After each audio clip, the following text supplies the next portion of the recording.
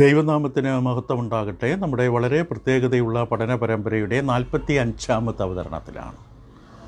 നമ്മുടെ പഠന വിഷയം റോമർക്ക് എഴുതിയ ലേഖനം.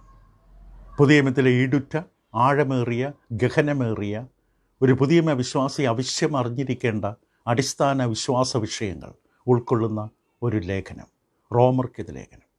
ഈ ലേഖനത്തിലെ 2-ാം അധ്യായത്തിലാണ് നാം നിൽക്കുന്നത്. ഇത് 45ാമത്തെ അവതരണമാണ്.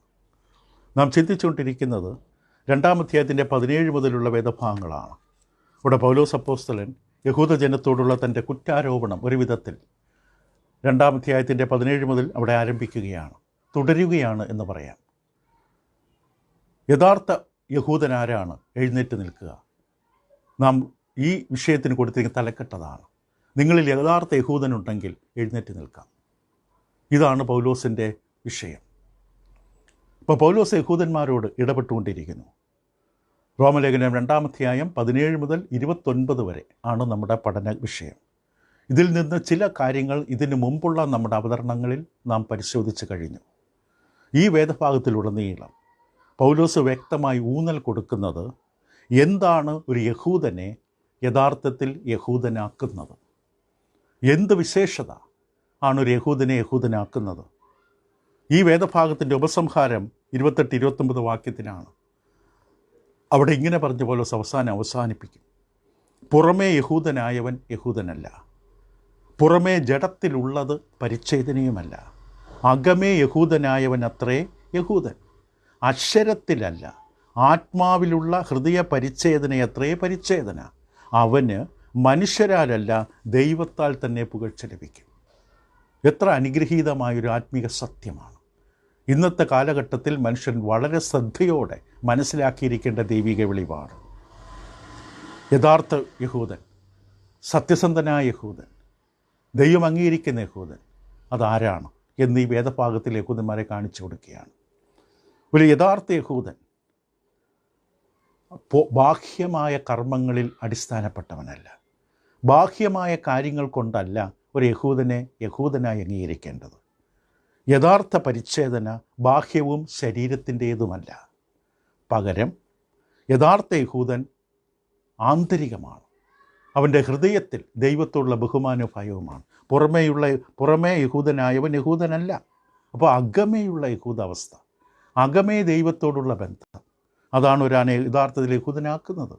യഥാർത്ഥ പരിച്ഛേദന ഹൃദയത്തിൻ്റേതാണ്. ബാഹ്യമായ ശരീരത്തിലെ ഒരു ചർമ്മം മുറിച്ച് മാറ്റുന്നതല്ല യഥാർത്ഥ പരിച്ഛേദന. അശരീകമല്ല, ആത്മീകമാണ്, ഹൃദയത്തിൻ്റേതാണ്. അങ്ങനെയുള്ള ജീവിതങ്ങൾക്ക് മനുഷ്യൻ്റെ കയ്യടിയല്ല, ദൈവത്തിൻ്റെ പുകഴ്ച കിട്ടും. ഇതാണ് വിഷയം. ആദ്യമായി നമുക്ക് വിഷയത്തെ ഒന്ന് വിഭാഗിച്ച് ചിന്തിക്കാം. ആദ്യമായിട്ട് ന്യായപ്രമാണം കയ്യിലുണ്ട് എന്നുള്ളത് കൊണ്ട് ഒരുവൻ യഥാർത്ഥ യഹൂദനാകില്ല. ദൈവപ്രമാണം ലഭിച്ചു എന്നുള്ളത് കൊണ്ട് ഒരുവൻ യഥാർത്ഥ യഹൂദനാകില്ല. ഇസ്രായേൽ, ഭൗതിക ഇസ്രായേലിനെ കുറിച്ച് നമുക്ക് ആദ്യം നോക്കാം. ഇസ്രായേൽ ജനത, യഹൂദ ജനത ഒരു വിഭാഗം തന്നെയാണ്. 2 പേര് നമ്മൾ അവതരിപ്പിക്കുന്നത്. യഹൂദന്മാർ അഥവാ ഇസ്രായേൽ, അവർ തങ്ങളെക്കുറിച്ച് അഹങ്കരിച്ച പ്രധാനപ്പെട്ട 2 കാര്യങ്ങളുണ്ട്. ഒന്നാമത്, ദൈവം ഞങ്ങൾക്ക് മോശയുടെ ന്യായപ്രമാണം നൽകി. ദൈവം ഞങ്ങളുമായിട്ടാണ് ഉടമ്പടി ചെയ്തത്. 3-ാം അധ്യായത്തിൻ്റെ 1-2 വാക്യങ്ങളിൽ പൗലോസ് ഇത് ഓർമ്മിപ്പിക്കും. യഹൂദൻ എന്ത് വിശേഷത, എന്നാൽ യഹൂദൻ എന്ത് വിശേഷത അല്ല, പരിച്ഛേദനയാൽ എന്ത് പ്രയോജനം? ഉത്തരം ദൈവാത്മാവ് തന്നെ പറയും. സകല വിധത്തിലും വളരെയുണ്ട്. ഒന്നാമത്, ദൈവത്തിൻ്റെ അരുളപ്പാടുകൾ അവിടെ പക്കൽ സമർപ്പിച്ചിരിക്കുന്നതല്ലേ. ദൈവം തൻ്റെ ആലോചന, തൻ്റെ ഹിതം, തൻ്റെ വചനം, തൻ്റെ പ്രമാണം, തൻ്റെ സാക്ഷ്യം, തൻ്റെ അരുളപ്പാടുകൾ, പല പേരുകൾ നമുക്ക് ഉപയോഗിക്കാം. അത് യഹൂദജനത്തിൻ്റെ കയ്യിലേൽപ്പിച്ചു. അവർ വളരെ അനുഗ്രഹീതരായി. റോമലേഖനം 2-ാം അധ്യായം നമ്മൾ പഠിക്കുന്ന വേദഭാഗം 17 മുതൽ 24 വരെ വ്യക്തമായി പറഞ്ഞു തരും. വ്യക്തമായിട്ട് യഹൂദന്മാർ എങ്ങനെയാണ് അവർക്ക് ലഭിച്ച പ്രമാണത്തെക്കുറിച്ച് അവർ ചിന്തിച്ചത്, അവരതിൽ ആശ്രയിച്ചു. അതിൻ്റെ 17-ാം വാക്യത്തിൽ നീയോ യഹൂദൻ എന്ന പേർ കൊണ്ടും ന്യായപ്രമാണത്തിൽ ആശ്രയിച്ചു. ഇതൊക്കെ നമ്മൾ നേരത്തെ പറഞ്ഞ കാര്യങ്ങളാണ്. അതിൻ്റെ 18-ാം വാക്യത്തിൽ ദൈവത്തിൽ പ്രശംസിച്ചും ന്യായപ്രമാണത്തിൽ നിന്ന് പഠിക്കയാൽ അവൻ്റെ ഇഷ്ടം അറിഞ്ഞും ഭേദാഭേദങ്ങൾ വിവേചിച്ചും ജ്ഞാനത്തിലെ സത്യത്തിലെ സ്വരൂപം ന്യായപ്രമാണത്തിൽ എനിക്ക് ലഭിച്ചു. ഇപ്പം ന്യായപ്രമാണത്തിൽ സത്യത്തിൻ്റെ ജ്ഞാനത്തെ സ്വരൂപം ലഭിച്ചവർ, ന്യായപ്രമാണത്തിൽ ആശ്രയിക്കുന്നവർ, ന്യായപ്രമാണത്തിൽ നിന്ന് പഠിച്ചവർ, എൻ്റെ 23-ാം വാക്യത്തിൽ ന്യായപ്രമാണത്തിൽ പ്രശംസിക്കുന്നവർ. ഇപ്പോൾ ഒരു വിധത്തിൽ അവർ ന്യായപ്രമാണം ദൈവത്തിൻ്റെ ന്യായപ്രമാണം ഞങ്ങളുടെ പക്കൽ ഏൽപ്പിച്ചതിൽ അവർ അഭിമാനം കൊണ്ടവരാണ്. യഹൂദന്മാരുടെ ഇടയിൽ ഒരു പഴങ്കഥയുണ്ട്. അത് അവർ തന്നെ ഉണ്ടാക്കിയെടുത്ത പഴങ്കഥയാണ്. ദൈവം 70ഓളം രാജ്യങ്ങളുടെ അടുക്കൽ സമീപിച്ചു. ദൈവം തൻ്റെ പ്രമാണം അവർക്ക് വാഗ്ദാനം ചെയ്തു. പക്ഷെ അവരെല്ലാം അത് നിരസിച്ചു. ഞങ്ങൾക്ക് വേണ്ട. അവസാനം ഒരു ചെറിയ സമൂഹത്തിൻ്റെ അടുക്കൽ, ഇസ്രയേൽ എന്നറിയപ്പെടുന്ന ഒരു ചെറിയ സമൂഹത്തിൻ്റെ അടുക്കൽ ദൈവം കടന്നു വന്നു. അവരത് സ്വീകരിക്കാൻ തയ്യാറായി. ഞങ്ങൾ സ്വീകരിക്കാം. യഹൂദന്മാർ, ഇത് മനുഷ്യനിർമ്മിതമായ ഒരു കഥയാണ്, കെട്ടുകഥയാണ്. പക്ഷെ അത് വെളിപ്പെടുത്തുന്നത് യഹൂദന്മാർ എത്രമാത്രം സ്വയം അഭിമാനിച്ചു. അവർ വിശേഷതയുള്ളവരാണ്. ദൈവം തൻ്റെ പ്രമാണം ഞങ്ങളുടെ പക്കൽ പരമേൽപ്പിച്ചു. ഞങ്ങൾ എത്ര വിശേഷതയുള്ളവരാണ്, പ്രമാണം ഞങ്ങൾക്ക് ലഭിച്ചതുകൊണ്ട് ഞങ്ങൾ വിശേഷതയുള്ളവരാണെന്ന് അവർ ധരിച്ചു. പക്ഷേ സങ്കടകരമെന്ന് പറയാം, പ്രമാണം ലഭിച്ചതുകൊണ്ട് മാത്രം ഒന്നുമായില്ല. പ്രമാണം ലഭിച്ചു ശരിയാണ്, പക്ഷെ അതനുസരിക്കാൻ, പ്രമാണം ആവശ്യപ്പെട്ടതുപോലെ ജീവിക്കാൻ അവർക്ക് കഴിഞ്ഞില്ല. 2-ാമത്തെ അതിൻ്റെ 13-ാം വാക്യം പറയുന്ന പോലെ, ന്യായപ്രമാണം കേൾക്കുന്നവരല്ല ദൈവസന്നിധി നീതിമാന്മാർ, ന്യായപ്രമാണം ആചരിക്കുന്നവരത്രേ. പൗലോസ് വ്യക്തമായി പറഞ്ഞു, ന്യായപ്രമാണം കേട്ട കാര്യമായില്ല, ന്യായപ്രമാണം ആചരിക്കണം, ന്യായപ്രമാണം പ്രകാരം ജീവിക്കണം. അതിൻ്റെ 23-ാം വാക്യം വീണ്ടും ആവർത്തിച്ചു, ന്യായപ്രമാണത്തിൽ പ്രശംസിക്കുന്ന നീ ന്യായപ്രമാണ ലംഘനത്താൽ ദൈവത്തെ അപമാനിക്കുന്നുവോ? നിനക്ക് ന്യായപ്രമാണം ഉണ്ട് എന്ന പേരിൽ നീ വളരെ സന്തോഷിക്കുന്നു, പ്രശംസിക്കുന്നു, പക്ഷെ നീ അതനുസരിക്കാതെ ദൈവത്തെ അപമാനിക്കുകയല്ലേ? ദൈവം ഒരു ചോദ്യത്തോടു കൂടിയാണ് പൗലോസ് വിഷയം അവതരിപ്പിച്ചത്. ഉത്തരം ആ ചോദ്യത്തിൽ തന്നെയുണ്ട്. ഉത്തരം വളരെ വ്യക്തമാണ്, ശരിയാണ്. ന്യായപ്രമാണം ഞങ്ങൾ അനുസരിക്കുന്നില്ല, ദൈവത്തെ ഞങ്ങളുടെ ജീവിതം കൊണ്ട് അപമാനിക്കുകയാണ്. ദൈവത്തിൻ്റെ പ്രമാണം ഞങ്ങളുടെ കയ്യിൽ ഏൽപ്പിച്ചു, ഞങ്ങൾക്ക് ലഭിച്ചു, ഞങ്ങളുടെ കയ്യിലതുണ്ട്, പക്ഷെ ഞങ്ങളത് ജീവിക്കുന്നില്ല. അതുകൊണ്ട് പ്രമാണം ലഭിച്ചതുകൊണ്ട് ഒരു യഹൂദനാകില്ല. ദൈവം ആഗ്രഹിക്കുന്ന യഹൂദാവസ്ഥ കയ്യിൽ പ്രമാണം കിട്ടിയതുകൊണ്ട്, ബൈബിൾ കയ്യിലുള്ളത് കൊണ്ട് ഒരു വ്യക്തിയും ദൈവ പൈതലാകില്ല. ഇത് ആത്മീകമായി ഇസ്രായേലിനെ കുറിച്ച് ചിന്തിക്കാം. പൗലോസിൻ്റെ അഭിപ്രായങ്ങൾ ഭൗതിക ഇസ്രായേലിനോടാണ്. പക്ഷേ അതേ സമയത്ത് ഇത് നമ്മുടെ ജീവിതവുമായി ചേർത്ത് ചിന്തിക്കുന്നത് നല്ലതാണ്. കാരണം 4-ാം അധ്യായത്തിൽ പൗലോസ് അപ്പോസ്തലൻ വ്യക്തമായിട്ട് പറഞ്ഞു, അബ്രഹാമിൻ്റെ വിശ്വാസമുള്ളവർ, അത് യഹൂദന്മാരിൽ നിന്നാകട്ടെ പ്രജാതികളിൽ നിന്നാകട്ടെ, അവർ ആത്മീക ഇസ്രായേലാണ്, അബ്രഹാമിൻ്റെ സന്തതികളാണ്. 4-ാം അധ്യായത്തിൻ്റെ 12-16 വാക്യങ്ങളിൽ ഇങ്ങനെ പറഞ്ഞു. അവിടെ 12-ാം വാക്യം തുടങ്ങുന്നത്, അഗ്രചർമ്മത്തോടെ വിശ്വസിക്കുന്ന കൂടി നീതി കണക്കെടുക്കുവാൻ തക്കവണ്ണം താൻ അവർക്ക് എല്ലാവർക്കും പിതാവായിരിക്കേണ്ടതിനും, അബ്രഹാമിനെക്കുറിച്ചാണ്. പരിച്ഛേദന മാത്രമുള്ളവരല്ല, അത് യഹൂദന്മാർ. നമ്മുടെ പിതാവായ അബ്രഹാമിന് അഗ്രചർമ്മത്തിൽ, അതായത് പരിച്ഛേദന എടുക്കുന്നതിന് മുമ്പ് അഗ്രചർമ്മത്തിൽ വെച്ചുണ്ടായിരുന്ന വിശ്വാസത്തെ അനുഗമിക്കുന്നവരായ പരിച്ഛേദനക്കാർക്ക് പിതാവായിരിക്കേണ്ടതിനും തന്നെ. അപ്പോൾ അബ്രഹാം സകലർക്കും പിതാവാണ്. അബ്രഹാമിൻ്റെ മക്കളെന്നാണ് വിശ്വാസികളെ വിളിക്കുന്നത്. എൻ്റെ 16-ാം വാക്യം, അതുകൊണ്ട് കൃപാദാനം എന്ന് വരേണ്ടതിന് വിശ്വാസത്താൽ എത്ര അവകാശികളാകുന്നത്, വാഗ്ദത്തം സകല സന്തതിക്കും, ന്യായപ്രമാണം ഉള്ളവർക്ക് മാത്രമല്ല അബ്രഹാമിൻ്റെ വിശ്വാസമുള്ളവർക്കും കൂടെ ഉറപ്പാകേണ്ടതിന് തന്നെ. അപ്പോൾ അബ്രഹാമിൻ്റെ വിശ്വാസം ആര് പ്രകടിപ്പിക്കുന്നുവോ ആ വിശ്വാസം ആർക്കുണ്ടോ അവർ അബ്രഹാമിൻ്റെ സന്തതിയാകും. അങ്ങനെ നാം ഇന്ന് വാസ്തവത്തിൽ അബ്രഹാമിൻ്റെ സന്തതിയാണ്. അതാണ് ഗലാത്യ ലേഖനം 3-ാം അധ്യായത്തിൽ സ്നാനത്തെക്കുറിച്ചുള്ള ഉപദേശത്തിന് ശേഷം ഗലാത്യർ 3:29 ഇങ്ങനെ പറയും, ക്രിസ്തുവിലുള്ളവർ എങ്കിലോ നിങ്ങൾ അബ്രഹാമിൻ്റെ സന്തതിയും വാഗ്ദത്തപ്രകാരം അവകാശികളുമാണ്. ഇപ്പോൾ ക്രിസ്തുവിനെ ധരിച്ച്, സ്നാനത്തിലൂടെ ക്രിസ്തുവിനെ ധരിച്ച യഹൂദനെന്നില്ല, യവനെന്നില്ല, സ്ത്രീയെന്നില്ല, പുരുഷനെന്നില്ല, ദാസനെന്നില്ല, സ്വതന്ത്രനെന്നില്ല, സുവിശേഷം അനുസരിച്ച് വീണ്ടും ജനിച്ച എല്ലാവരും, ക്രിസ്തുവിനെ ധരിച്ച എല്ലാവരും അബ്രഹാമിൻ്റെ സന്തതിയാണ്. ഇവിടെ യഹൂദന് യവന വ്യത്യാസമില്ല. ഇതാണ് യഥാർത്ഥ ആത്മീക ഇസ്രായേൽ. ഗലാത്യ ലേഖനം 6-ാം അധ്യായത്തിൻ്റെ 15-16 വാക്യങ്ങളിൽ പൗലോസ് ഇവരെ വിളിച്ചത് ആത്മീക ഇസ്രായേലാണ്. ഭൗതിക ഇസ്രായേലിൻ്റെ പ്രാധാന്യം കഴിഞ്ഞു. അബ്രഹാമിൻ്റെ വിശ്വാസം ആർക്കുണ്ടോ അവരെ ദൈവം അംഗീകരിക്കുകയാണ്. ഗലാത്യ ലേഖനം 6-ാം അധ്യായത്തിൻ്റെ 15-ാം വാക്യം പറയുന്നത്, പരിച്ഛേദനയല്ല, അഗ്രചർവുമല്ല, പുതിയ സൃഷ്ടി അത്രേ കാര്യം. നാം പുതുതായി ജനിക്കണം. യഹൂദ പാരമ്പര്യം അവകാശപ്പെട്ടിട്ട് ഇനി കാര്യമില്ല. അത് കഴിഞ്ഞു, ആ ഉദ്ദേശം കഴിഞ്ഞു, ദൈവത്തിൻ്റെ പദ്ധതി അവസാനിച്ചു. പുതിയ സൃഷ്ടിയാകണം. ഈ പ്രമാണം അനുസരിച്ച് നടക്കുന്ന ഏവർക്കും ദൈവത്തിൻ്റെ ഇസ്രായേലിനും സമാധാനം കരുണയുണ്ടാകട്ടെ. ദൈവത്തിൻ്റെ ഇസ്രായേൽ അത് ആത്മീക ഇസ്രായേലാണ്, ഭൗതിക ഇസ്രായേലല്ല. അപ്പോൾ അബ്രഹാമിൻ്റെ വിശ്വാസമാണ് നാം മാതൃകയാക്കേണ്ടത്. അബ്രഹാത്തെ നീതീകരിച്ചത് നമുക്കുള്ള മാതൃകയാണ്. അപ്പോൾ ആത്മീക ഇസ്രായേൽ എന്ന നിലയിൽ ശ്രദ്ധിക്കുക, നാം ഇന്ന് മോശയുടെ ന്യായപ്രമാണത്തിന് കീഴ്പ്പെടുന്നില്ല. മോശയുടെ ന്യായപ്രമാണത്തിൽ ബന്ധിതരല്ല. റോമലേഖനം 7-ാം അധ്യായത്തിൻ്റെ 4-ാം വാക്യത്തിൽ പൗലോസ് അപ്പോസ്തലൻ പറയും, അതുകൊണ്ട് സഹോദരന്മാരെ, നാം ദൈവത്തിന് ഫലം കായ്ക്കുമാറ് മരിച്ചിട്ട് ഉയർത്തെഴുന്നേറ്റവനായ വേറൊരുവനാകേണ്ടതിന് നിങ്ങളും ക്രിസ്തുവിൻ്റെ ശരീരം മുഖാന്തരം ന്യായപ്രമാണ സമ്മതമായി മരിച്ചു. ക്രിസ്തുവിനോട് ചേർന്ന എല്ലാ വ്യക്തികളും ന്യായപ്രമാണത്തുള്ള ബന്ധം അവസാനിച്ചു, ന്യായപ്രമാണത്തിൽ വിടുതൽ പ്രാപിച്ചു. മോശയുടെ ന്യായപ്രമാണമല്ല നമ്മുടെ മാനദണ്ഡമെന്ന് റോമർ 7:4.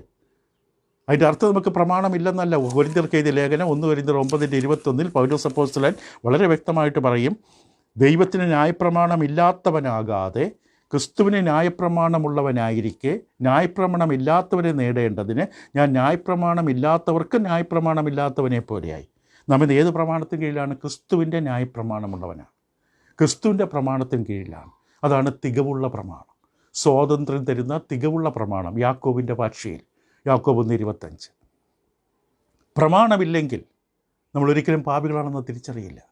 ഒരു നിയമമില്ലെങ്കിൽ നിയമലംഘനം തിരിച്ചറിയില്ല. റോമലേഖനം 4:15 പൗലോസ് പറയുന്നത്, ന്യായപ്രമാണം കോപത്തിന് ഹേതുവാകുന്നു, ന്യായപ്രമാണം ഇല്ലാത്തടത്ത് ലംഘനവുമില്ല. നമ്മൾ വഴി കൂടെ വാഹനം ഓടിക്കുമ്പോൾ ട്രാഫിക് നിയമങ്ങൾ ലംഘിച്ചാൽ നമുക്ക് പിഴയുണ്ടാകും. ക്യാമറയിലൂടെ നമ്മുടെ നമ്പർ കണ്ടുപിടിച്ച് നമ്മുടെ വീട്ടിൽ അതിൻ്റെ റെസിപ്റ്റ് വരും. നിയമമില്ലെങ്കിൽ ലംഘനമില്ല. എല്ലാ മനുഷ്യരും നിയമത്തിന് കീഴിലാണ്. നിയമമുണ്ട്. റോമലേഖനം 5:13 വാക്യത്തിലും ഇങ്ങനെ കാണാം, പാപമോ ന്യായപ്രമാണം വരെ ലോകത്തിലുണ്ടായിരുന്നു, എന്നാൽ ന്യായപ്രമാണം ഇല്ലാതിരിക്കുമ്പോൾ പാപത്തെ കണക്കിടുന്നില്ല. അപ്പം മനുഷ്യർ നിയമമില്ലാത്തവരല്ല, പക്ഷേ നമ്മളിന്ന് ക്രിസ്തുവിൻ്റെ നിയമത്തിന് കീഴിലാണ്.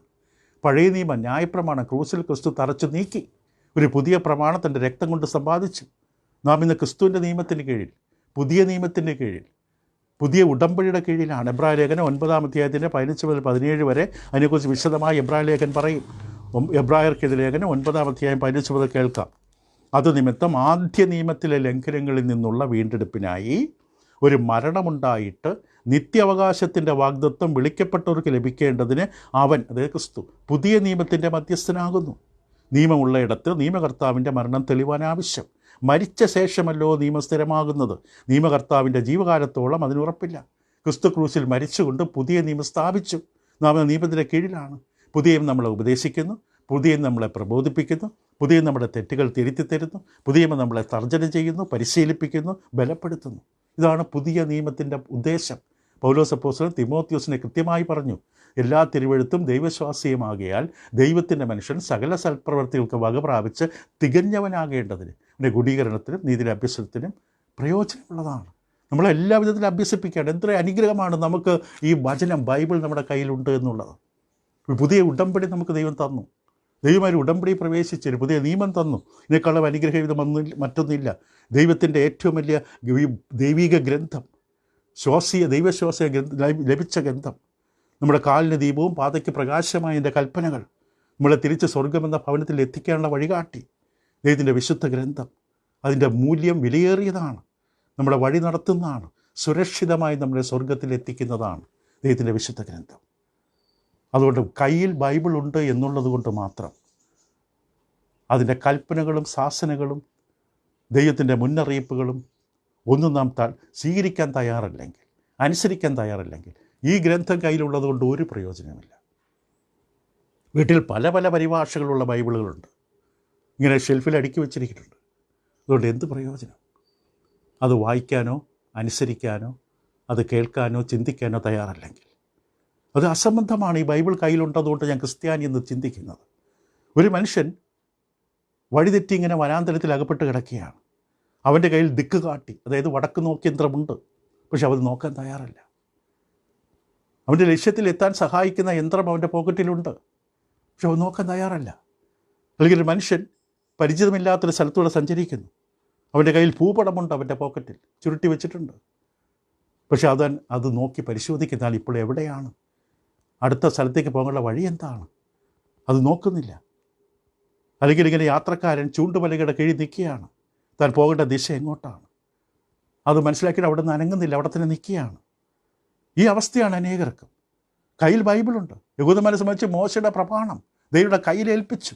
ജാതികൾക്ക് പ്രകാശമായി തീരാൻ, ചുറ്റുപാടുമുള്ളവർക്ക് ദൈവത്തെ പരിചയപ്പെടുത്തി കൊടുക്കാൻ ദൈവം അവരെ ഏൽപ്പിച്ചു. പക്ഷെ അവരത് വായിക്കുകയോ അനുസരിക്കുകയോ കേൾക്കുന്നതനുസരിച്ച് ജീവിക്കുകയോ ക്രമീകരിക്കുകയോ ഒന്നും ചെയ്യില്ല. എനിക്ക് പ്രമാണമുണ്ട്, ദൈവം തൻ്റെ പ്രമാണം ഞങ്ങളുടെ കയ്യിൽ തന്നു, ഞങ്ങൾക്ക് ബൈബിളുണ്ട്, എൻ്റെ വയറ്റിൽ 25 പുതിയ നിയമമുണ്ട്. എന്ത് പ്രയോജനം? വീട്ടിൽ ബൈബിളുണ്ട്, യഹൂദന്മാരെ സംബന്ധിച്ച് എനിക്ക് ദൈവത്തിന് പ്രമാണം കിട്ടി, അതുകൊണ്ട് ഒരുവൻ യഹൂദനാകുന്നില്ല, കൃത്യമായി ക്രിസ്ത്യാനിയാകുന്നില്ല. കയ്യിൽ ബൈബിളുള്ളവനല്ല ക്രിസ്ത്യാനി, ദൈവത്തിൻ്റെ പ്രമാണം കിട്ടിയവനല്ല യഹൂദൻ. തുടർന്ന് പൗലോസ് മുന്നോട്ട് അതിശക്തമായ മറ്റൊരു വിഷയത്തിൽ അവതരിപ്പിക്കും. പരിച്ഛേദന ലഭിച്ചതുകൊണ്ട്, പരിച്ഛേദന സ്വീകരിച്ചുകൊണ്ട് യഥാർത്ഥ യഹൂദനാകില്ല. യഹൂദന്മാർ രണ്ടാമത്തെ അഭിമാനം കൊണ്ട രണ്ടാമത്തെ വസ്തുത, ഞങ്ങൾ പരിച്ഛേദന സ്വീകരിച്ചവരാണ്. യഹൂദന്മാരുടെ ഏറ്റവും വലിയ വിശേഷതയാണ്, ഒന്ന് ദൈവത്തിൻ്റെ പ്രമാണം കിട്ടിയവരാണ്, ഞങ്ങളുടെ കയ്യിലാണ് ഏൽപ്പിച്ചത്. രണ്ട്, ഞങ്ങൾ പരിച്ഛേദനയേറ്റവരാണ്. പരിച്ഛേദന അവരുടെ രാഷ്ട്രീയമായ വ്യക്തിത്വത്തിൻ്റെ അടയാളമാണ്. ദൈവമായുള്ള ഉടമ്പടിയുടെ അടയാളമായിട്ട് അവർ കൊണ്ടു നടന്നു. എല്ലാ യഹൂദ പുരുഷന്മാരും സ്വീകരിക്കേണ്ട ഒരു ശുശ്രൂഷയാണെന്ന് 8-ാം നാളിൽ, ജനിച്ച 8-ാമത്തെ നാളിൽ അഗ്രചർമ്മം മുറിച്ചുകൊണ്ട് ഒരു രക്ത ഉടമ്പടി ദൈവമായി ചെയ്യുന്നതിൻ്റെ അടയാളം. പൗലോസ് ഇപ്പോൾ ആ വിഷയത്തിലേക്കാണ് തിരിയുന്നത്. തുടർന്നുള്ള വാക്യങ്ങളിൽ പരിച്ഛേദന എന്ന വാക്ക് ഇംഗ്ലീഷിൽ സർക്കംസിഷൻ ഒരു സംയുക്ത വാക്കാണ്. വട്ടത്തിൽ മുറിക്കുക എന്നാണ് വാക്കിൻ്റെ ശരിക്കുള്ള അർത്ഥം. ടു കട്ട് അറൗണ്ട്, വട്ടത്തിൽ വൃത്തത്തിൽ മുറിക്കുക. ശരിക്കും ഇംഗ്ലീഷ് വാക്ക് വന്നിരിക്കുന്ന ലത്തീൻ വാക്കിൽ നിന്നാണ്. അതിൻ്റെ അർത്ഥം ഒന്ന് തന്നെയാണ്. അത് യവന ഭാഷയിലായാലും ഇംഗ്ലീഷ് ഭാഷയിലായാലും അർത്ഥമൊന്നാണ്. ഒരു ശസ്ത്രക്രിയാപരമായ ഒരു പരിച്ഛേദന, അഗ്രചർമ്മത്തെ പരിച്ഛേദന ചെയ്യുക, അതാണ് ഈ വാക്കിൻ്റെ അർത്ഥം. കൂടുതലായിട്ട് നമുക്ക് അടുത്ത ദിവസം ചിന്തിക്കുക. 2 വാക്യങ്ങൾ മാത്രം വായിക്കാം. ഉൽപ്പത്തി പുസ്തകം 17:11. നിങ്ങളുടെ അഗ്രചർമ്മം പരിച്ഛേദന ചെയ്യണം. അബ്രാഹാമിന് 99 വയസ്സായപ്പോൾ ദൈവം പ്രത്യക്ഷപ്പെട്ട് പറഞ്ഞതാണ്, നിങ്ങളുടെ അഗ്രചർമ്മം പരിച്ഛേദന ചെയ്യണം, അത് എനിക്കും നിങ്ങൾക്കും മധ്യേയുള്ള നിയമത്തിൻ്റെ അടയാളമാണ്. പുറപ്പാട് പുസ്തകം 4-ാം അധ്യായം 25-ാം വാക്യം. ഇപ്പം മോശയുടെ ഭാര്യയായ സിപ്പോറ, യഹോവ അവനെ എതിരിട്ട് കൊല്ലാൻ ഭാവിച്ചപ്പോൾ അപ്പോൾ സിപ്പോറ ഒരു കൽക്കത്തി എടുത്ത് തൻ്റെ മകൻ്റെ അഗ്രചർമ്മം ഛേദിച്ച്, മോശയുടെ മകൻ്റെ അഗ്രചർമ്മം ഛേദിച്ച് അവൻ്റെ കാൽക്കലിട്ടു, നീ എനിക്ക് രക്തമണവാളൻ എന്ന് പറഞ്ഞു. ഇങ്ങനെ അവനെ വിട്ടൊഴിഞ്ഞു. ആ സമയത്താകുന്നു അവൾ പരിച്ഛേദന നിമിത്തം രക്തമണവാളൻ എന്ന് പറഞ്ഞത്. ഇപ്പോൾ ദൈവം ഇസ്രായേൽ ജനങ്ങളുമായി ചെയ്ത ഉടമ്പടിയുടെ ഒരു അടയാളം, നിയമത്തിൻ്റെ അടയാളം. ഈ അടയാളമുള്ളതുകൊണ്ട്, ശരീരത്തിലെ അഗ്രചർമ്മം മുറിച്ച് മാറ്റിയതുകൊണ്ട് ഒരു പ്രയോജനമില്ല. കുറച്ച് ദിവസം നീറ്റലോടെ വേദനയോടെ ഇരിക്കാം. അതുകൊണ്ട് എന്ത് ഗുണം? ശരീരത്തിലൊരു അടയാളം ഉള്ളത് കൊണ്ട്, അല്ലെങ്കിൽ നമ്മുടെ ഭാഷയിൽ സ്നാനമേറ്റു, സഭയിൽ പോകുന്നു, എന്താ ഗുണം? ദൈവകൽപ്പന അനുസരിച്ച് ജീവിതം ക്രമീകരിക്കാൻ തയ്യാറല്ലെങ്കിൽ നാം വാസ്തവത്തിൽ പുതിയ ക്രിസ്ത്യാനിയാണോ? ഈ ചോദ്യം നമ്മൾ വിശദമായി ചോദിക്കേണ്ടതുണ്ട്. ഇപ്പോൾ യഹൂദനെ സംബന്ധിച്ച് പൗലോസ് കൃത്യമായി കാണിച്ചു കൊടുക്കുകയാണ് യഥാർത്ഥത്തിലുള്ള യഹൂദൻ ആരാണ്. അബ്രഹാമിൻ്റെ പാരമ്പര്യം ജനിച്ചവരെല്ലാം യഹൂദനല്ല. അവരുടെ ആപ്ലിക്കേഷൻ എഴുതുമ്പോൾ എഴുതാം കാസ്റ്റ്, ജാതി യഹൂദൻ, പക്ഷെ ദൈവമുമ്പിൽ അവൻ യഹൂദനല്ല. കാരണം അകമേ യഹൂദനാകണം. അകമേ ദൈവഭയമുള്ള, ദൈവത്തെ ആരാധിക്കുന്ന, ദൈവത്തോട് ബന്ധവും ഉടമ്പടിയുമുള്ള ഒരു വ്യക്തിയാകണം. അവൻ പരിച്ഛേദനയുടെ അടയാളം സർട്ടിഫിക്കറ്റ് കാണിച്ചുകൊണ്ട് ദൈവം സ്വീകരിക്കില്ല. ഹൃദയം പരിച്ഛേദനയാക്കണം. ഹൃദയത്തിൽ ദൈവമായുള്ളൊരു അഭേദ്യമായ ആഴമുള്ള ബന്ധം ഉണ്ടാകണം. ഇതാണ് നമ്മൾ കാണാൻ പോകുന്നത്. അപ്പോൾ നമ്മുടെ ജീവിതം പരിശോധിക്കുക. നമ്മുടെ ബന്ധം യഥാർത്ഥത്തിലുള്ളതാണ്. ഞാൻ വചനം പറയുന്നു, വചനം കേൾക്കുന്നു, വചനം വായിക്കുന്നു, എൻ്റെ വീട്ടിൽ ബൈബിളുണ്ട്. ഇത് നമ്മളെ സ്വർഗത്തിലെത്തിക്കുമോ? ആ വെളിച്ചം ആ പോക്കറ്റിൽ വടക്ക് നോക്കിത്ര ഇട്ടിട്ട് കിടന്ന് തപ്പി നടക്കുകയാണ്. ഭൂപടം എൻ്റെ കയ്യിലുണ്ട്, പക്ഷെ ഞാൻ ലക്ഷ്യത്തിലെത്താതെ ചെന്ന് വട്ടം കറങ്ങുകയാണ്. എന്നെ ലക്ഷ്യത്തിൽ സുരക്ഷിതമായി എൻ്റെ ഭവനത്തിൽ എത്തിക്കാനുള്ള ഉപാധി എൻ്റെ കയ്യിലുണ്ട്, വചനം. ദൈവം എൻ്റെ കയ്യിൽ തന്നു, പക്ഷെ ഞാൻ അത് നോക്കി വായിച്ച് പരിശോധിക്കുന്നില്ല. സംഭവിക്കരുത് അങ്ങനെ. ഈ സമയം, ഈ കാലങ്ങൾ അവൻ്റെ വചനത്തിനായി ചെവി കൊടുക്കുക. അവൻ നമ്മെ നടത്തും. ദൈവം തന്നെ നമ്മുടെ പാതയ്ക്ക് പ്രകാശവും കാലിന് ദീപവുമാണ്. അതിൻ്റെ അനുഗ്രഹം ആ വിധത്തിലാണ്. ഇത് നിങ്ങളെ സഹായിക്കട്ടെ. തുടരാം അടുത്ത ദിവസം. Thank you.